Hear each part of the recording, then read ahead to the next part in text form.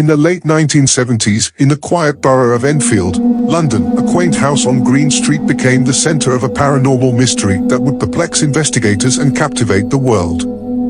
The Hodgson family, led by Peggy Hodgson and her 4 children, found themselves at the mercy of a supernatural force that defied explanation. It all began innocently enough. Strange, unexplained noises echoed through the house at odd hours, unsettling the Hodgson family.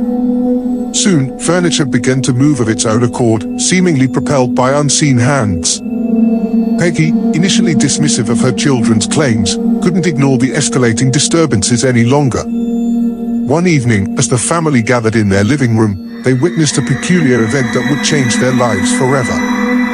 A chair levitated off the ground, leaving the family in shock. The children, Margaret, Janet, Johnny, and Billy, were both terrified and fascinated by the inexplicable events unfolding in their home. Word of the haunting spread, capturing the attention of paranormal investigators Ed and Lorraine Warren, renowned for their work on the Amityville horror case. However, it was the efforts of British paranormal investigator Maurice Grosse and Guy Leon Playfair that became instrumental in documenting the bizarre occurrences. As the investigators delved into the history of the house, they discovered that it had been the site of a tragic death years prior.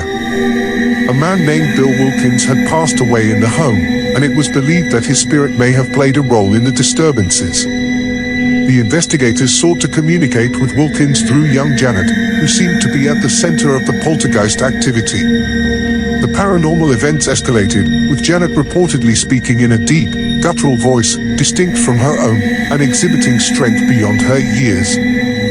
Witnesses, including police officers and neighbors, attested to the inexplicable phenomena they observed during their visits to the Hodgson home.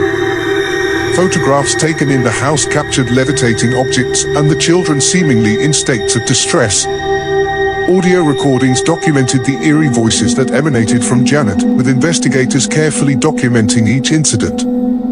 Skeptics challenged the authenticity of the Enfield Poltergeist case, suggesting that the children may have been orchestrating a hoax.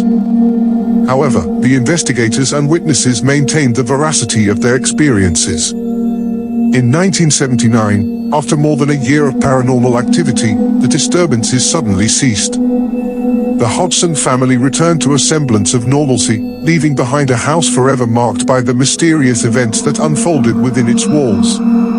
To this day, the Enfield Poltergeist remains one of the most debated and intriguing cases in the annals of paranormal history. Whether viewed as a genuine supernatural phenomenon or a complex psychological manifestation, the haunting of the Hodgson family in Enfield continues to fuel discussions about the mysteries that lie beyond our understanding.